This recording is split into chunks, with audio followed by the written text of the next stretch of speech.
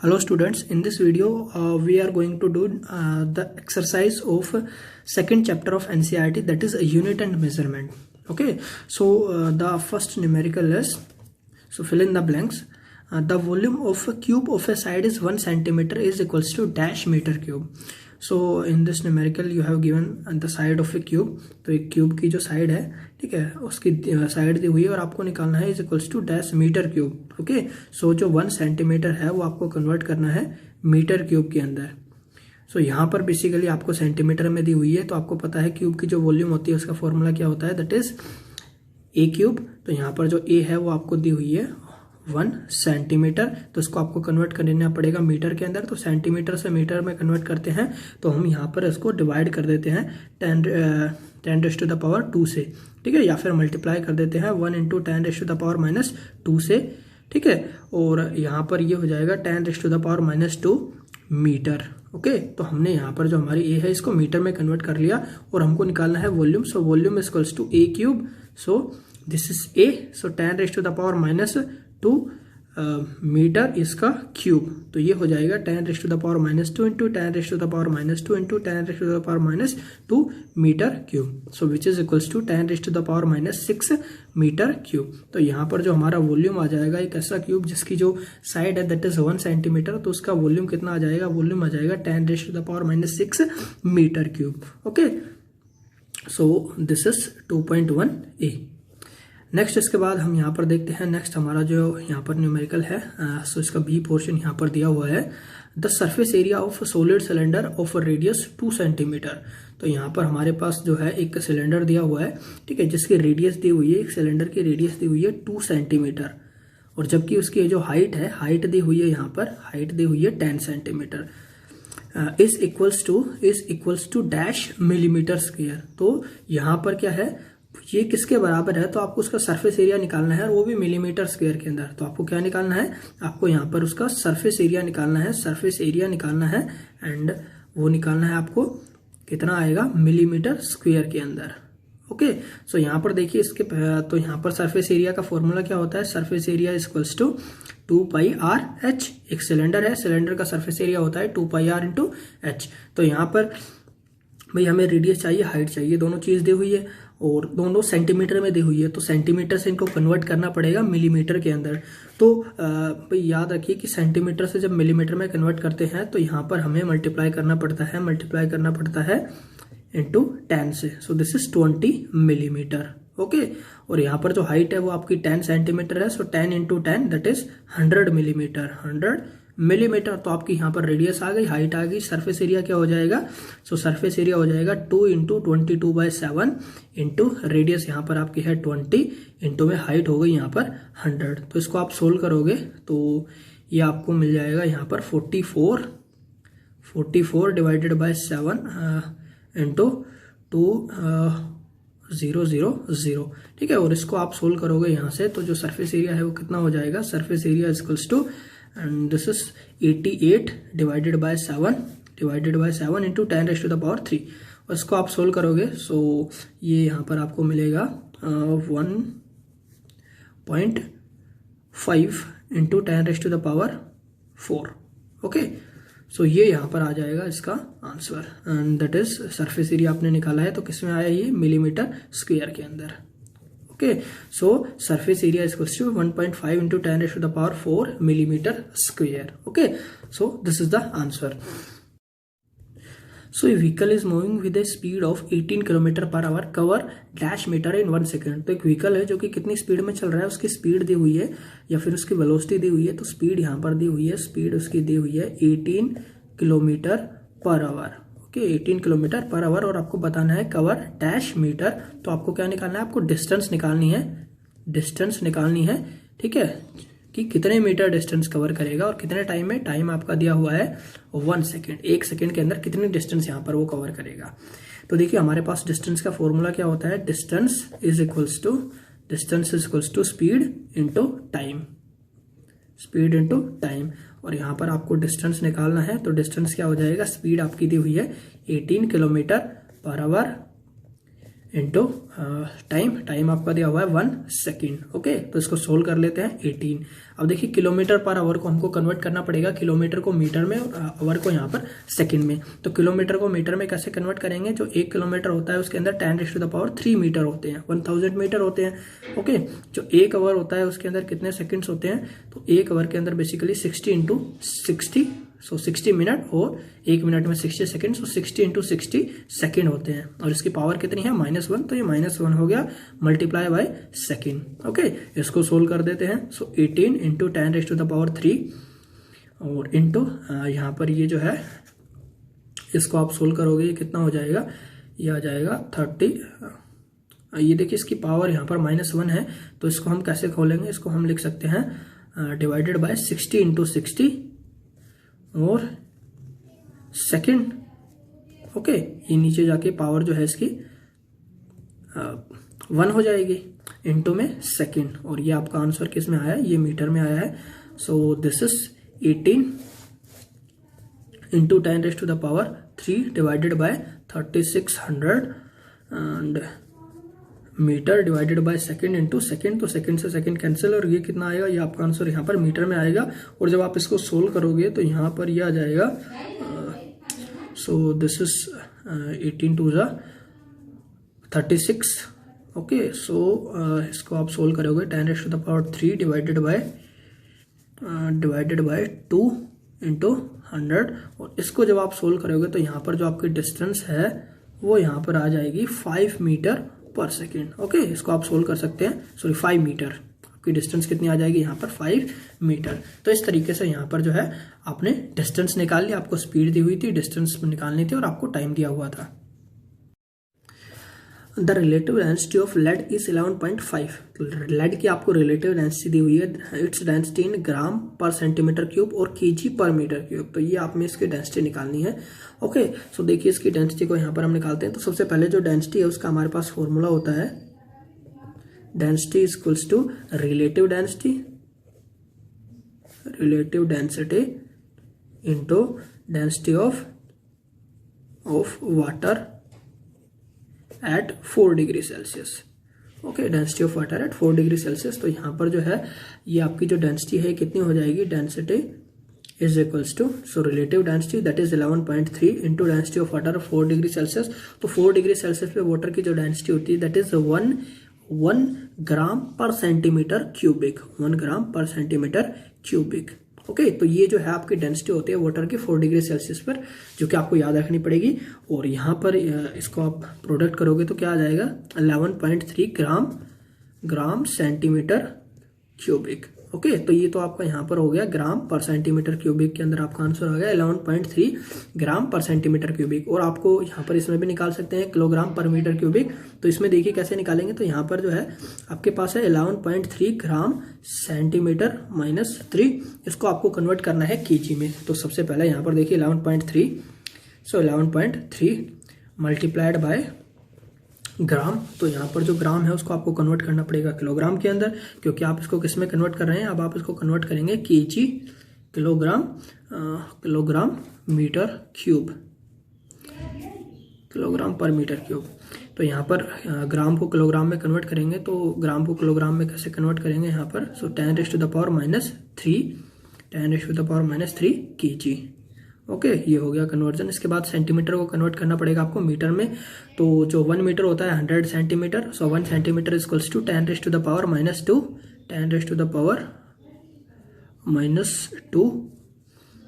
और इसकी मीटर, इसकी पावर कितनी हो गई, इसकी पावर हो गई यहाँ पर -3। ओके, सो 11.3 इंटू, देखिए 10⁻3, तो इसको हम लिख सकते हैं 1 × 10⁻3 केजी। इसको हम यहाँ पर जब मल्टीप्लाई, इसको पावर को इससे मल्टीप्लाई करेंगे तो ये आ जाएगा into 10⁻2 -3, so 10�6 and metre -3। Okay, और यहाँ से ये कितना आएगा 11.3 इंटू 10⁻3, ये 3 जो है ऊपर जाके -3 हो जाएगा, 6 - 3 10⁻3 केजी मीटर -क्यूब। सो ये जो है यहाँ पर ये आपका रिजल्ट आ गया। ठीक है, तो ये जो है हमने इसको कन्वर्ट कर लिया केजी पर मीटर क्यूब के अंदर। सो सो सेकेंड न्यूमेरिकल की बात करते हैं। देखिए यहाँ पर इसका जो एक ए पार्ट है इसमें है कि 1 kg metre square second minus 2, इसको आपको कन्वर्ट करना है dash gram centimetre square and second minus 2। Okay, तो यहाँ पर आपको कन्वर्जन करना है। तो देखिए यहाँ पर इसको हम कन्वर्ट करेंगे। So 1 kg metre square second minus 2 is equals to dash. ठीक है, तो यहाँ पर सबसे पहले देखिए जो किलोग्राम है इसको कन्वर्ट करना पड़ेगा ग्राम में। सो 1 इंटू किलोग्राम को हम ग्राम में कन्वर्ट करेंगे। So 1 kg is equals to 1000 gram. Okay, ये हमने किलोग्राम को ग्राम में कन्वर्ट कर लिया। इसके बाद मीटर को कन्वर्ट करना है सेंटीमीटर में। तो 1 metre is equals to 100 centimetre. So 100 centimetre. Okay, और इसकी पावर कितनी है? इसकी पावर 2 है। तो मीटर को हमने सेंटीमीटर में कन्वर्ट कर लिया, इसकी पावर 2। इसके बाद सेकंड को सेकंड में ही रखना है। सो सेकंड माइनस 2, इसको हम यहाँ पर एक्सपेंड कर लेते हैं। सो 10⁻³ ग्राम, और ये हो जाएगा 10⁻²4 6 सेंटीमीटर इंटू सेकेंड माइनस 2। और इसको आप लिख सकते हो यहाँ पर, सॉरी 10⁻⁴ होगा यहाँ पर, 10⁻⁴ and 10⁻3। So this is 10⁻7 gram centimetre second minus 2। Okay, next इसके बाद यहाँ पर आपको दिया हुआ है कन्वर्ट, इसका बी जो पार्ट है इसमें आपको दिया हुआ है convert 1 metre into dash light year. तो 1 मीटर को आपने लाइट ईयर में कन्वर्ट करना है। तो यहाँ पर देखिए जो 1 लाइट ईयर होता है, 1 light year equals to 9.4 into 10⁻15 metre के बराबर होता है।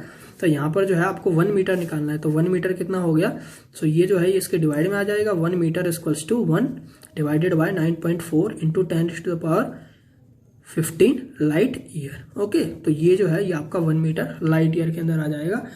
ओके, तो इसको यहाँ पर भाई 1 मीटर इक्वल्स टू हम लिख सकते हैं 1 मीटर इक्वल्स टू 1 बाय 9.4 को ऑलमोस्ट मैं 10 लिख सकता हूँ। ओके, 9.4 को हम ऑलमोस्ट 10 लिख सकते हैं इंटू 10⁻15 और यहाँ पर लाइट ईयर, और इसको हम क्या लिख सकते हैं 1 by 10⁻16 light year and so 10⁻⁻16 light year.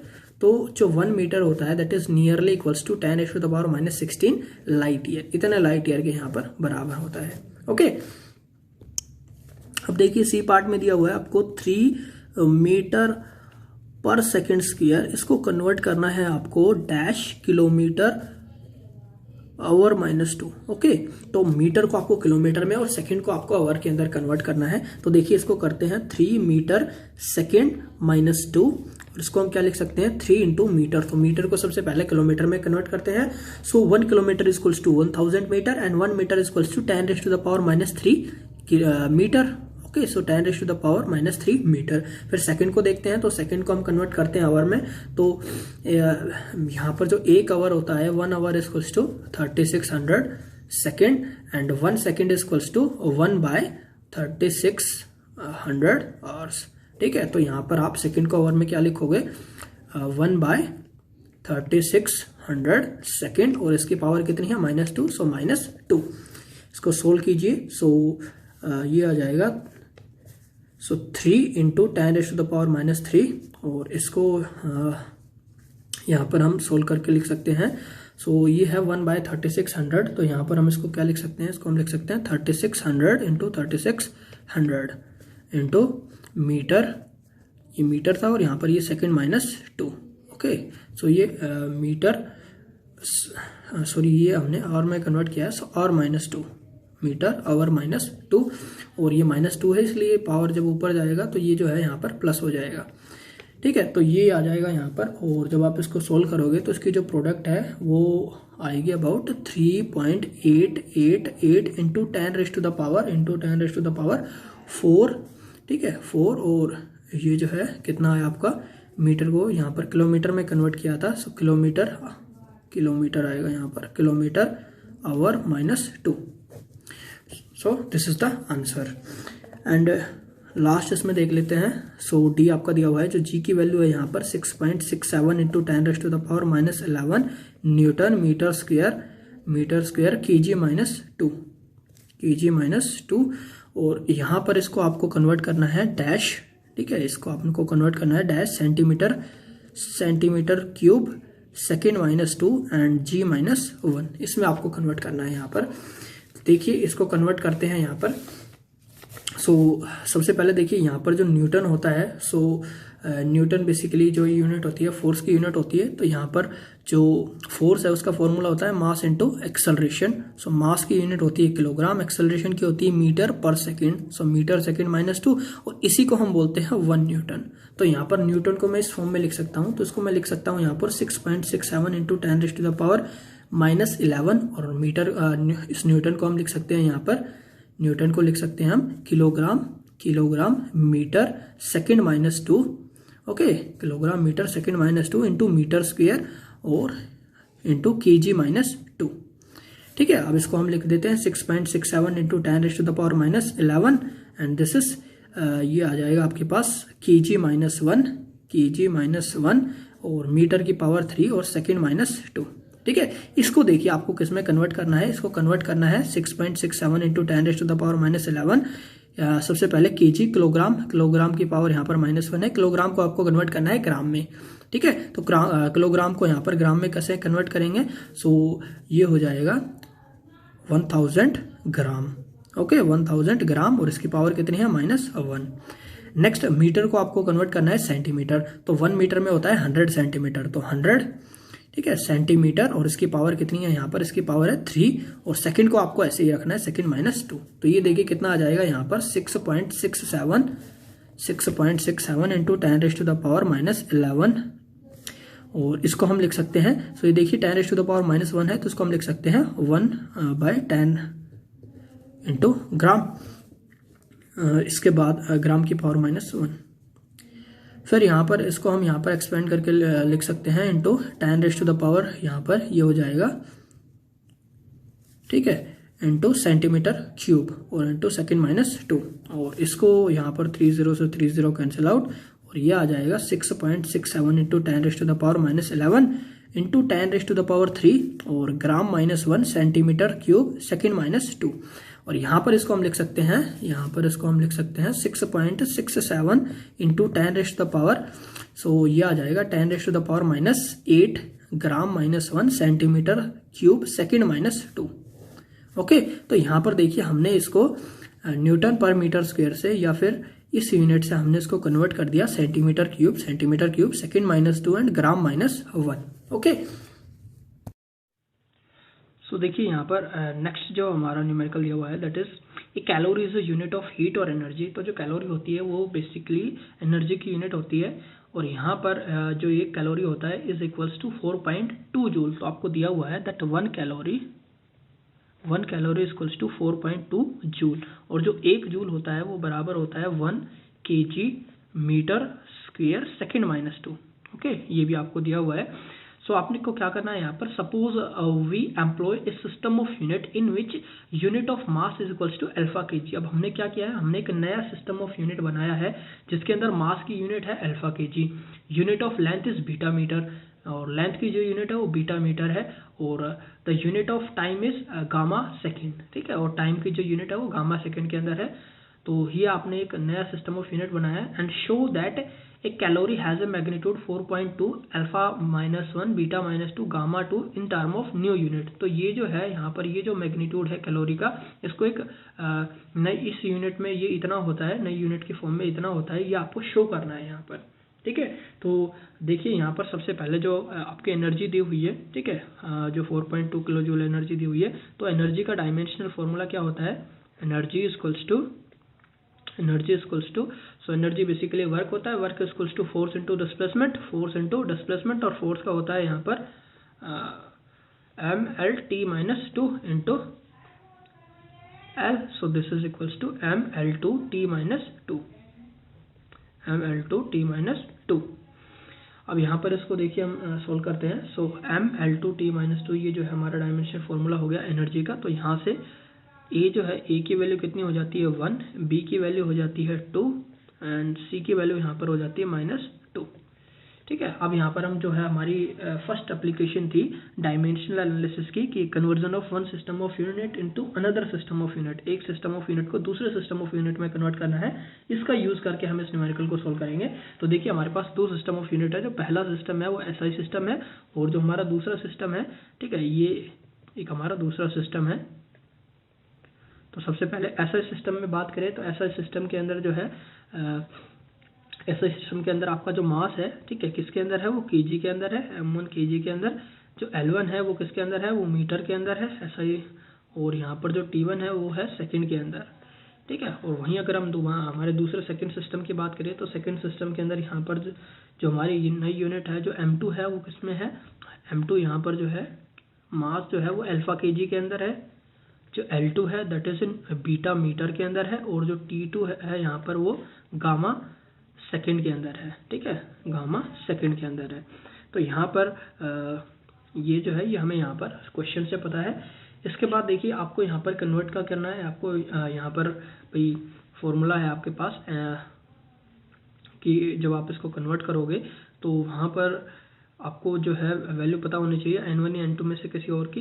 तो आपको पता है N1 U1 is equals to N2 U2। तो यहाँ से अगर आपको N2 निकालना है तो N1 U1 divided by U2। Okay, तो ये आपका यहाँ पर फॉर्मूला था। सो यहाँ से देखिए जो N1 है वो आपको निकालना है यहाँ पर बेसिकली N1 की वैल्यू यहाँ पर आपको पता है क्योंकि आपको 4.2 जूल को कन्वर्ट करना है, ठीक है। ये जो आपका नया सिस्टम ऑफ यूनिट है इसके अंदर, तो यहाँ पर जो N1 है इसकी वैल्यू कितनी हो जाती है, N1 की वैल्यू हो जाती है 4.2 joule. So N1 is equals to 4.2 joule. और यहाँ पर आपके पास फॉर्मूला है N2 निकालने का, N2 is equals to N1 U1 divided by U2, ठीक है। और इसको हमने डायमेंशन की फर्स्ट एप्लीकेशन में हमने पढ़ा था कि ये क्या होता है, M1 डिवाइडेड बाई L1, इसकी M1 डिवाइडेड बाई M2 इसकी power A, L1 divided by L2, L1 divided by L2 इसकी power B, and T1 divided by T2 इसकी पावर C, ठीक है। इसको हम सोल्व करते हैं यहाँ पर। सो N2 इक्वल्स टू N1 की वैल्यू है 4.2, M1 है हमारा kg, M2 है अल्फा kg इसकी पावर A। और यहाँ पर ये L1 जो है दैट इज L1 कितना है, मीटर, L2 है आपका बीटा मीटर इसकी पावर B। और यहाँ पर जो T1 है, T1 जो है ये आपका सेकंड है, और T2 है गामा सेकंड इसकी पावर C। देखिए यहाँ पर सेकंड से सेकंड कैंसिल, मीटर से मीटर और किलोग्राम से किलोग्राम कैंसिल आउट। और ये हो जाएगा N2 is equals to 4.2 alpha की पावर माइनस A, बीटा की power minus B and gamma की पावर माइनस C। ओके, ये आ गया यहाँ पर। और अब देखिए यहाँ पर जो N2 है उसको हम लिख सकते हैं 4.2 अल्फा माइनस A। देखिए यहाँ पर A की वैल्यू कितनी है, A की वैल्यू जो हमने निकाली थी 1, B की वैल्यू 2 और C की वैल्यू -2 डायमेंशनल फार्मूला के अकॉर्डिंग। सो यहाँ पर A को हम क्या लिख सकते हैं, A को हम लिख सकते हैं -1, B की पावर -2 और C की पावर ये माइनस हो जाएगा +2।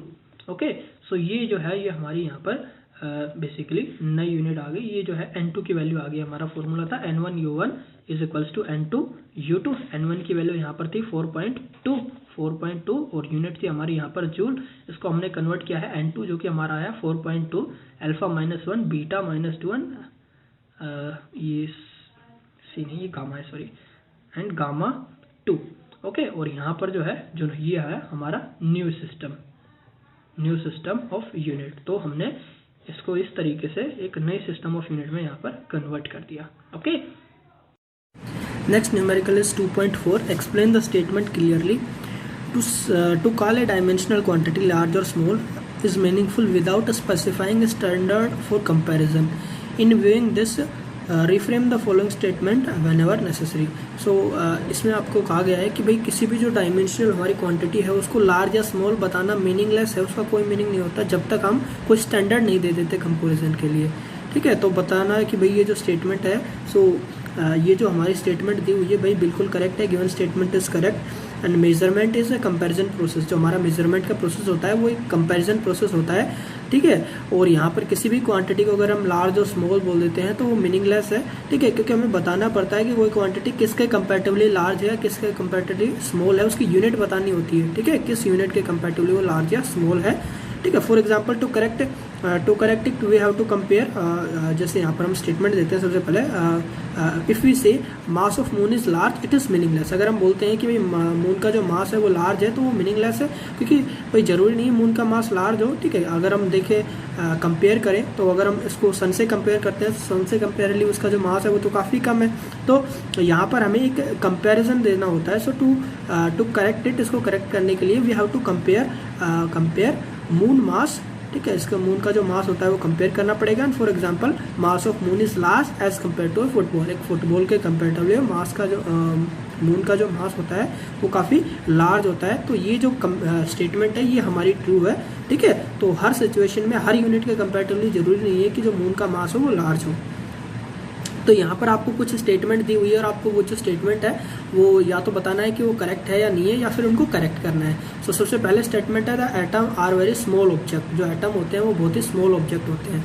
तो भाई जो एटम होते हैं वो स्मॉल ऑब्जेक्ट होते हैं, बट हमें यहाँ पर एक कंपैरिजन देना पड़ेगा। सो हम यहाँ पर लिखेंगे atoms are small as compare to sharp tip of a pin. तो एटम जो होते हैं वो स्मॉल होते हैं और इतने स्मॉल होते हैं कि एक जो पेन की जो या फिर एक कोई जो हमारी पिन होती है उसकी जो टिप होती है उसकी टिप से भी बहुत ही छोटे होते हैं एटम्स, ठीक है। तो कोई भी यहाँ पर आप एक कंपैरिजन दे सकते हो। फिर यहाँ पर है jet plane moves faster moves with great speed. एक जो जेट प्लेन होता है वो काफ़ी तेज स्पीड के साथ मूव करता है। तो यहाँ पर हम लिखेंगे a jet plane moves with great speed as compare to speed of car, ठीक है। As compare to speed of car, speed of train example, ठीक है, फॉर एग्जाम्पल। तो किसी को भी यहाँ पर आप एक कंपैरिजन दे सकते हो। नेक्स्ट है the mass of Jupiter is very large. तो जुपिटर का जो मास है वो लार्ज है, बट किसके कंपैरेटिवली। तो यहाँ पर हम लिखेंगे the mass of Jupiter is large as compare to mass of moon. Moon के कंपैरेटिवली जो जुपिटर है उसका मास जो है वो काफ़ी ज़्यादा होता है। Next is a proton is much massive as than electron. एक इलेक्ट्रॉन के कंपैरेटिवली जो प्रोटोन होता है वो काफ़ी मासिव होता है, ठीक है। तो यहाँ पर भी हम इसमें लिख सकते हैं कि भाई जो प्रोटोन के कंपैरेटिवली इलेक्ट्रॉन जो है वो काफ़ी मासिव होता है। तो ये जो हमारी स्टेटमेंट है ये ट्रू है, क्योंकि यहाँ पर कंपैरिजन पहले से ही दिया हुआ है। Similarly if the speed of sound is very much than the speed of light. जो साउंड की स्पीड होती है वो काफ़ी कम होती है, much smaller than the speed of light. तो ये जो स्टेटमेंट है ये भी हमारी करेक्ट स्टेटमेंट है और इसको भी यहाँ पर करेक्ट करने की ज़रूरत नहीं है, ओके। 2.5 नेक्स्ट न्यूमेरिकल में है a new unit of length is chosen such that speed of light in vacuum is unity. तो यहाँ पर एक नई जो लेंथ की यूनिट है उसको चूज किया गया है और इस तरीके से चूज किया गया है कि जो लाइट की स्पीड होती है वैक्यूम के अंदर वो क्या है, वो यूनिटी है। तो यहाँ पर जो हमारी स्पीड ऑफ लाइट होती है, ठीक है, स्पीड ऑफ लाइट, तो उसकी जो स्पीड है वो एक नई यूनिट सिस्टम में कितनी है, यूनिटी है, ठीक है। हमने एक नया लेंथ का यूनिट का सिस्टम बनाया है। तो यहाँ पर क्या है, ये यूनिट होगी और साथ में हम यहाँ पर उसकी जो यूनिट है वो लिखेंगे। तो कौन सी यूनिट है, न्यू यूनिट ऑफ लेंथ। तो यहाँ पर हम इसको लिख देते हैं न्यू यूनिट ऑफ लेंथ, ठीक है। और न्यू यूनिट ऑफ लेंथ पर सेकेंड, ठीक है, पर सेकेंड। तो क्योंकि जो स्पीड होती है वो भाई यहाँ पर मीटर पर सेकंड होती है तो डिवाइड में यहाँ पर सेकंड आएगा, सो पर सेकंड, ठीक है। तो ये जो है ये यूनिट है यहाँ पर। और आपको क्या बताना है, what is the distance between sun and earth in term of new unit of light takes 8 minute and 20 second to cover the distance. तो अगर जो सन है, सन से जो अर्थ की रेज है उसको आने में अगर 8 मिनट 20 सेकंड का टाइम लगता है तो आपको बताना है what is the distance between sun and earth. Sun और अर्थ के बीच में कितनी डिस्टेंस है in term of new unit of length, ठीक है। तो यहाँ पर जो आपकी नई यूनिट है, यहाँ पर जो लेंथ की न्यू यूनिट ऑफ लेंथ, इसकी टर्म में आपको बताना है। तो देखिए जो आपको टाइम दिया हुआ है, यहाँ पर टाइम कितना दिया हुआ है, टाइम दिया हुआ है यहाँ पर आपको कितना है, 8 मिनट और प्लस 20 सेकेंड। तो यहाँ पर इसको आप कन्वर्ट कर लोगे किसके अंदर, सेकंड के अंदर। तो 8 मिनट में होते हैं यहाँ पर 8 इंटू 60 सेकेंड प्लस में 20 सेकेंड, और ये क्या आ जाता है, ये आ जाता है 480 plus 20 that is 500 second, okay. तो जो आपका टाइम है वो कितना आ गया, टाइम इज 500 सेकेंड। अब देखिए, अब यहाँ पर आपको क्या बताना है, यहाँ पर आपको बताना है distance between sun and earth. तो आपको क्या निकालनी है, distance between sun and earth, sun और अर्थ के बीच में डिस्टेंस बतानी है। तो भाई डिस्टेंस बतानी है तो डिस्टेंस का फॉर्मूला लिख देते हैं, क्या होता है, स्पीड इनटू टाइम। तो भाई जो आपका यहाँ पर सबसे पहले बात करें स्पीड, तो जो स्पीड है वो अब आपको ये जो डिस्टेंस है नई यूनिट में बतानी है, तो स्पीड की भी आपको नई यूनिट लेनी पड़ेगी। और स्पीड की नई यूनिट क्या है यहाँ पर, स्पीड की नई यूनिट है यहाँ पर 1 है, ठीक है। 1 न्यू यूनिट ऑफ लेंथ पर second, new unit of length पर सेकेंड। और इनटू टाइम की यूनिट कितनी है, टाइम की यूनिट है सेकेंड यहाँ पर, और आपको दिया हुआ है 500 सेकेंड, 500 सेकेंड। तो यहाँ पर इसको आप सोल्व करोगे तो सेकेंड से सेकेंड यहाँ पर कैंसिल आउट, और ये क्या आ जाता है, ये आ जाता है 500 न्यू यूनिट ऑफ लेंथ। तो जो आपकी डिस्टेंस है वो कितनी आ जाती है, distance is equals to 500 new unit of length. तो जो आपकी नई यूनिट बनाई है लेंथ की, उसकी 500 टाइम होगी, उसके कंपेरेटिवली 500 ज़्यादा होगी। तो ये जो डिस्टेंस है वो डिस्टेंस हो जाएगी सन और अर्थ के बीच में। ओके।